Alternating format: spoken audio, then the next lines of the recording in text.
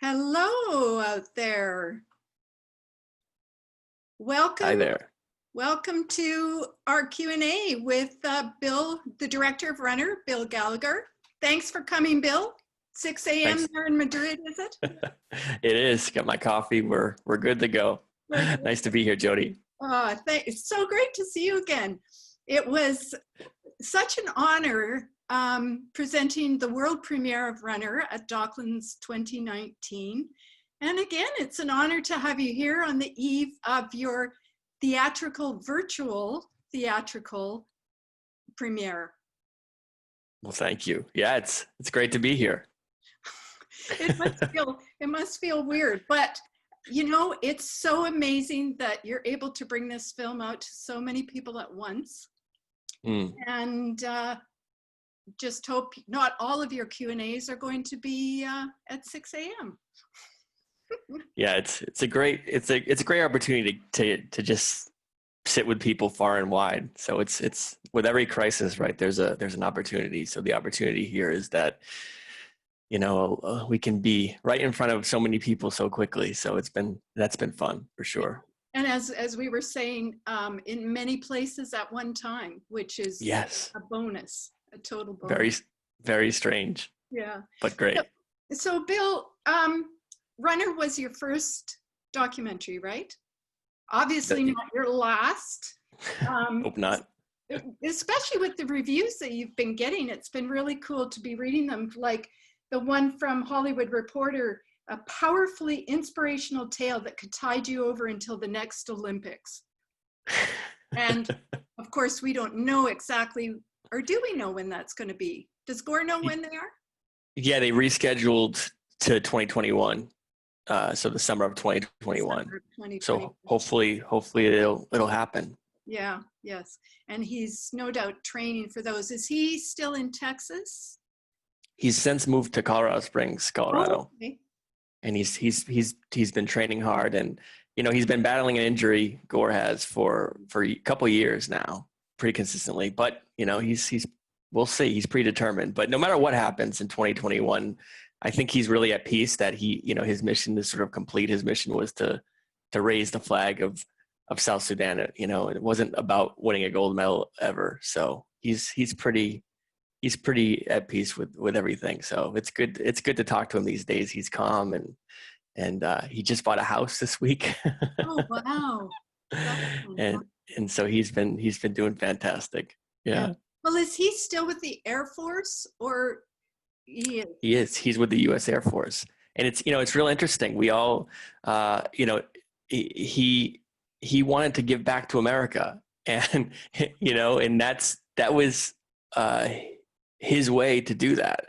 You know, he said that America has given him so much. He came to Concord, New Hampshire, obviously from South Sudan, and the people of Concord really helped lifted him up, and lended a helping hand, and they were so great to him. And he ended up being able to go to Iowa State and get a degree in chemistry, and he's just so grateful to the U.S. and the way he wanted to give back was to enlist in the U.S. Air Force. It's pretty incredible to me.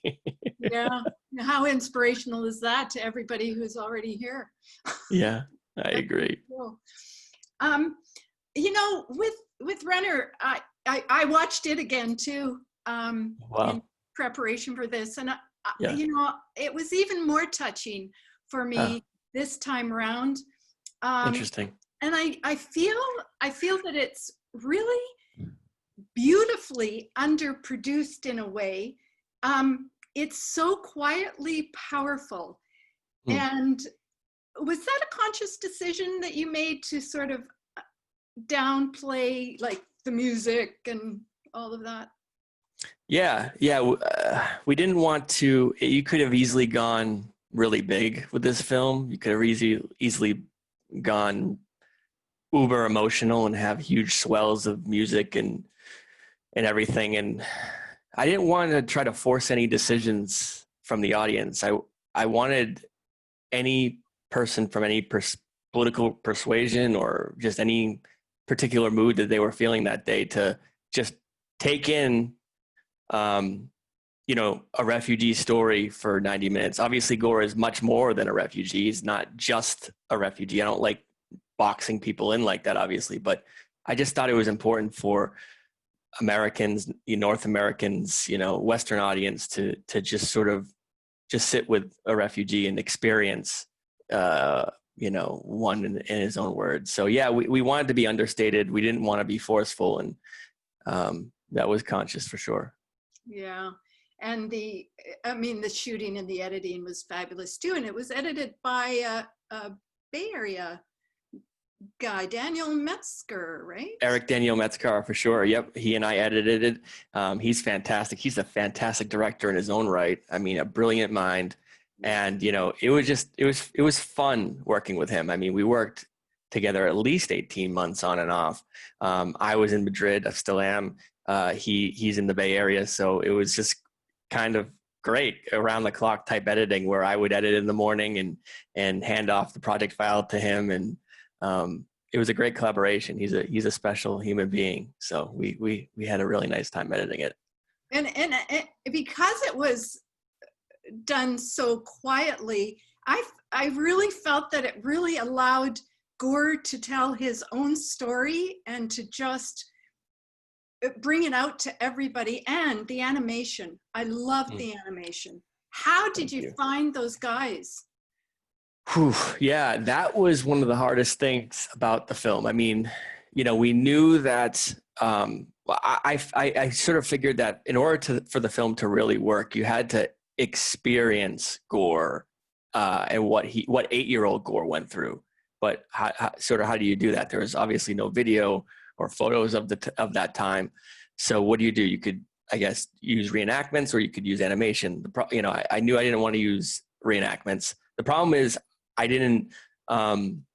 hadn't seen animation in documentary that I had liked very much. It's often done in a way that I personally don't like it.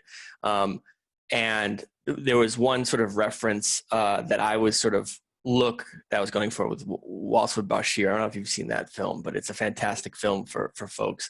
And you know, I wanted it to be, you know, have a gritty landscape, but contrast with Gore's sort of beautiful, innocent face.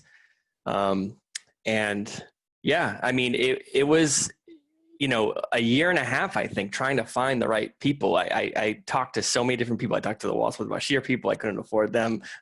I talked with lots of different people. And finally, I was talking to an animator and saying, hey, can you make it look a little like this? And I would send them these YouTube clips of this particular movie.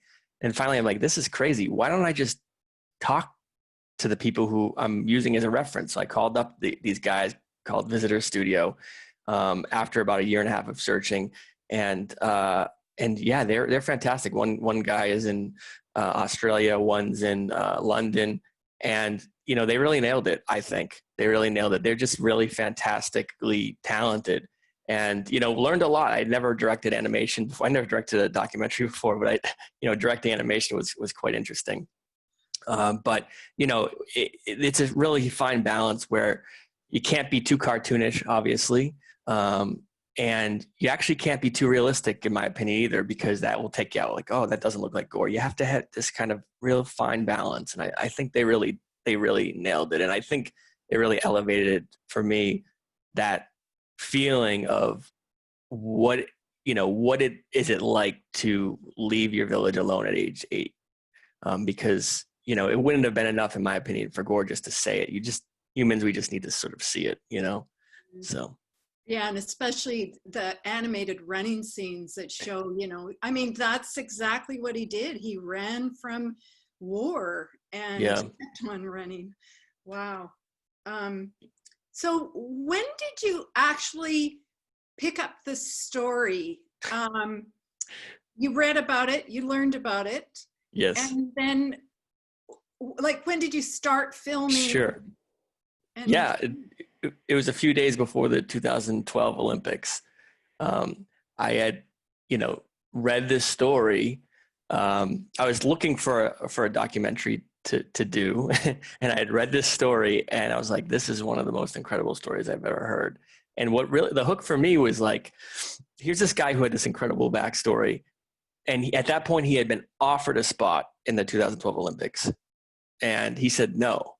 And I'm like, who says no to the Olympics? I mean, anybody could justify their way into the Olympics. And, you know, you've spent your life training and practicing, and, you know, it would be easy to just justify it. And for those who don't know, he had said no to the country of Sudan, the country that sort of oppressed him, the country that, killed 8 of his 9 siblings and 28 members of his family. So I knew that we were dealing with a real person with principles. So I called him up. I found his number within a few hours, thanks to the internet. Wow. And I called him up, and he was just as charming over the phone as he is on screen. And he's like, yeah, if you want to come home with me, I haven't seen my mom and dad in 20 years. It'd be cool to bring a camera. And yeah, we sort of made a plan to meet up at the Olympics, the 2012 Olympics in London. The timeline was so short and truncated. I was actually on the beach when I finally decided to go. I was on the beach. I was like my first ever vacation with my girlfriend, who's now my wife, and on the Mediterranean. And I was like, I'm sorry, I gotta go to the Olympics and film this guy. And so I went. Thank God there was like a direct flight from this little town on the Mediterranean to London. And yeah, I showed up with a camera, and that's where we started. Yeah. Wow. Were you finished shooting when he had, you must have been, when he had that incredibly difficult time when he collapsed. Was that you filming there? Yeah, in Australia. Yeah. I had a camera at the finish line. I was waiting for him to finish, and I had hired somebody to be on the motorbike.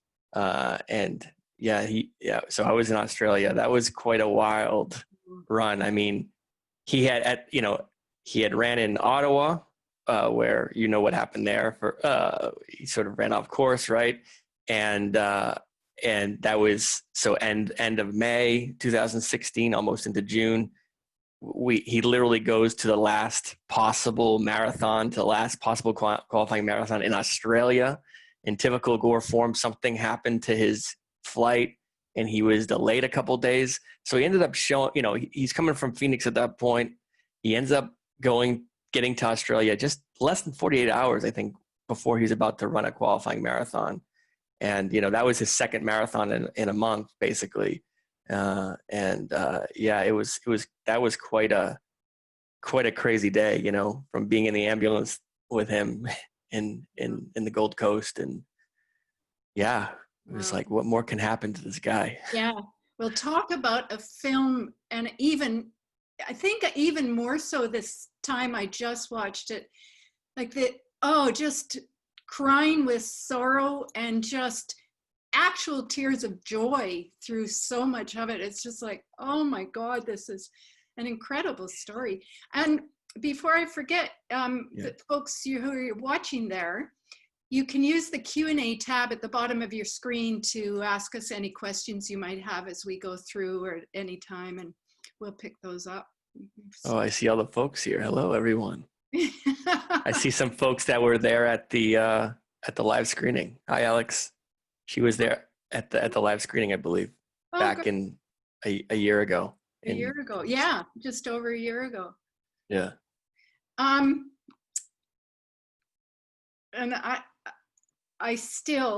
I'm unable to get over the reunion scene when you did go home with him. Yeah, that was intense, right? I mean, everybody seems to sort of, how can you not? It's just this universal, when you watch it, it's this universal feeling of thinking of your own mom. I had an interesting experience because while I was editing it, it took probably at least a month to edit that scene. I'm sobbing the whole time I'm editing it. It's so weird. And just, I couldn't get through it. And just thinking about sort of my own mother, and what if I hadn't seen her in 20 years, and then finally to see her, and then I had a child during that time. And I sort of thought about, what if I hadn't seen my child? So, for 20 years. So, yeah, again, it's sort of another perspective. And yeah, it's just really, yeah. I mean, it just shows you right in your face what war does to people. It's that real micro in your face. It's so easy, like, to watch the nightly news. Not that anybody watches nightly news anymore, but watch nightly news, and South Sudan and Sudan was like a couple of news beats over the course of the 80s and 90s and into the 2000s. And so if you weren't paying attention to the news that day, you might not really think much about Sudan or South Sudan, but 2 million people had died. And that means exponentially the number of folks have these absurd, heartbreaking stories that just occurred because of the randomness of where they were born, and to see it in your face, what a mother was saying, my last born after losing 8 of her own children already to the war. I mean, it's just unimaginable. So, and after her sending him off to his parents having to do that, yeah, knowing that might be the only way he survives, and yeah, to have him come back like that. Oh, yeah, that tells you everything you need to know about war, I think, in the sense that to be that desperate to send this Hail Mary pass of like, I love you, but just please get out of here because it's not safe for you. So it's better for you to leave. And I just hope that we'll see each other again. yeah. It's just crazy. It's crazy. But yeah. Yeah. And then to have him come home and to be able to go back. He does go back reasonably often now, or that's the only time he has been back, actually. Yeah. Oh. Yeah. And it took a weird side note that it took his parents a full 2 days to really truly believe that it was him. But yeah, he talks to them often. And in fact, I just got a text from Gore last night, or well, a few hours ago at this point, that he's like, could you send me a link to the film? My brother's in the capital in Juba with my mom, and they're going to watch it. Oh, how great is that? Oh. So hopefully today, I mean, we have to dub it in Dinka so they can fully, his brother speaks English, but so that's going to be really pretty special to have his mom see it, and his brother. Oh my gosh, no kidding. That's so wonderful. And I remember you saying that you were really hoping to take the film around to refugee camps. Is that still in the plan, or have you done any of that at all? We haven't yet. It's now with COVID and all that sort of crazy stuff. We haven't planned, but that's a definite hope for the future for sure. I wonder if it might be a bit easier now that we're all so up and running we are here, but right. They must have more sort of video capabilities in refugee camps than they used to. Yeah. Yeah. And there's this organization called Film Aid that they bring films to refugee camps, including South Sudanese refugee camps.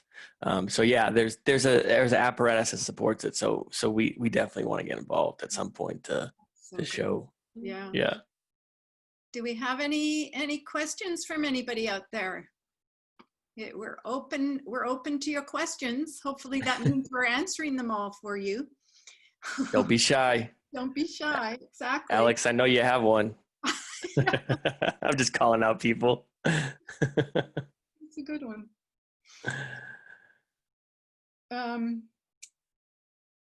And so of course, you've been working on getting this out now for a year around the world and taking it to different places this way, which is wonderful. What else have you got in the plans? And actually recognizing, I meant to do this at the beginning, that of course tomorrow is World Refugee Day, and that's the day that you're hoping that many people all over the world will tune in to see it. And I urge everybody actually to rent it 2 or 3 times, because the proceeds are going to, what is it? The Refugee Assistance Alliance, a percentage of the ticket proceeds. Yes, that's the cool thing about virtual cinema, where depending on where you purchase the ticket from, you know, the portion of the proceeds will go back to that organization. So the organization that the film is pushing out is the Refugee Assistance Alliance, and they do some great work in tutoring refugees and among other things. So it's nice. It's this whole virtual cinema thing is a whole new thing. But what's great about it is that you get to partner with cool organizations and sort of give back and get to different audiences that you normally wouldn't get to. Yeah, that's very cool. And as far as your time goes now, are you working on any new projects? Yeah, so I was actually right early March. I was about to get on a plane to do another film. And the film is about a couple times a year in Belgium, juvenile delinquents are sentenced to walk El Camino de Santiago, the Christianity's largest pilgrimage. So they'll walk through France and Spain 2.5 months. And it sounds like kind of, you know, like it's a punishment or something, or draconian, but in fact, it's kind of the opposite. It's like you get kids out of the system, you get kids out of juvenile detention hall, and you put them in the fresh air and you have them walk for 2.5 months, and you just see what happens. And I don't know, I just think it's a real interesting take on restorative justice. I hope it serves as a model in the U.S. Of course, it's our justice system is quite in need of some quite reform, right? To say the least. So I just think it's a really creative way to deal with kids in trouble with the law. And these kids, they'll look at a map of Europe and they'll say, I walked through that country, I walked through Spain, and it can be a real sense of pride and accomplishment. So I was about to do that, but that got canceled, of course, because that early March is when things started shutting down. But I'm sort of, as I was saying to you at some point, I think over the phone, I'm sort of grateful that sort of happened and that got canceled, because, it gave me time to take a pause, realize that, let's not after 8 years, let's not rush into another relationship. Let's not rush into another, project. Let's take our time, settle down a little bit, and really get Runner out there in a way that's proper. And so I'm sort of grateful for that personally, that things have, I didn't go right to shooting that. So. Right. And I mean, it did allow taking that time. Like, you wouldn't have taken the time to sit down and figure out, okay, how can we do this? What can we do for Runner? Like, exactly. That it is beneficial, but I love the idea of that film. And I think, all that we're going through now, I think people are really going to be ready to look at alternatives. And that, to me, that alternative makes so much sense, to be able to give them this real sense of accomplishment out in nature. Yeah. For the most part. They're in nature, walking 20, 25 miles a day. Yeah. Yeah. So. Well, we do have a question from Daniel Sonkin. Mindy and Daniel from Northern California. We just finished the film. We were late to the Q&A. Shame on you. And it was so well done. What an incredible story. We especially liked the use of animation to fill in the story of his escape to the US. What do you know about how the parents survived the Civil War? How is Gore doing with the postponement of the Olympics due to the pandemic? Sorry if you already talked about this before we arrived. We also, Daniel, talked about the animation because we absolutely agree with you. So great. But yeah, how did Gore's parents survive the Civil War? Yeah, that's one thing we didn't get into too much because it was hard enough to get Gore to open up at times to about all the past traumas. But, I think they just moved around a lot. And yeah, amazingly, they survived. They're both still alive, and His mom is in the Capitol with his brother as we speak. And yeah, I just think they moved around a lot. They, they were, nomads and cattle herders. So, they're used to sort of moving around a little bit, but, yeah. And what was the other question? There was another question that he had. Yeah, they took it away from me too quickly. Animation. I forgot. Ask Oh, the other question. How did Gore, how's he dealing with the postponement of the Olympics? He's okay with it.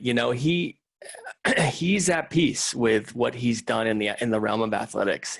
I think he feels like his mission has been accomplished. His mission was to raise the flag of South Sudan, as we mentioned earlier. And whatever happens in 2021, if he makes it, if he doesn't, it's not as big of a deal as, for him as it was in 2016. So he did what he needs to do. But it is not, I think really, it's probably just the beginning for Gore in terms of how he's going to touch folks in South Sudan. And it's probably not going to be in the athletic realm. It'll probably be in some other realm, but I'm sure he'll find a way to inspire other generations and do some good. Yeah. Well, because of that, they're holding up the qualifications for the Olympics too. Is that right? Yeah, and to some, depending on the event. So he didn't qualify for the Olympic marathon. So we know he will not be running in the Olympic marathon because he's been battling injuries. But he's going to try to go for the 5 or 10K, which is what he used to run in college. So. Oh, excellent. Excellent. Yeah. Yeah. And Daniel, I meant to tell you too, if you missed part of the Q&A, the recording will be on at Rafael at home. So you'll be able to catch up what you missed anyway, despite being late. It's a real-time Q&A for Daniel. That's great. Yeah. Yes. I do encourage you, anybody who hasn't seen it, to take a look at it. And you're doing now the Q&A. You're doing a special Q&A with Gore, a live Q&A, and is that going to be live on Facebook? Is that right? Or yes, it will be. Yep, we decided to put it on Facebook. So 9 p.m. Eastern Saturday, which is 6 p.m. Pacific. It's on the Runner Facebook page. So I think it's Facebook. Runner Doc, I think is what it's. Yeah, I think you go to facebook.com/runnerdoc, or you just, or you just search Runner Doc, and yeah, it's, or go to our website and you can get to Facebook through there. And yeah, we'll live stream a Q&A 6 p.m.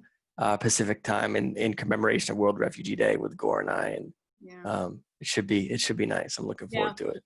Bill and I were just talking about our Q&A before we came online tonight, about the Q&A we did at the premiere at Docklands last year, and how he just absolutely just was right at home, having been the first Q&A he'd ever done, and he was just the pro. Yeah, I mean, it was shocking. I mean, I shouldn't have been shocked because he's such an incredible person, but he can be shy sometimes too. And, and just to see him on stage, our first ever Q&A, I had no idea how he was going to be. And he just had this incredible presence and command of the stage in the best way possible. And I'm like, and you can't teach that. That's either in you or it's not.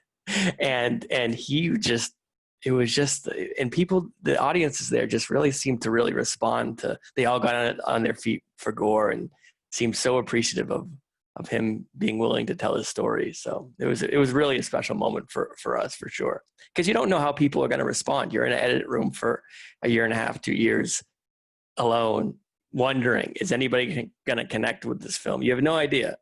And to see people connect with it, and to see people connect with Gore, folks, every film festival we went to, people would line up and just wait to talk to Gore. I mean, we had a screening in New York in the Museum of Natural History, and they closed the doors of the Museum of Natural History. It was 2 hours after our screening because people still wanted to talk to Gore.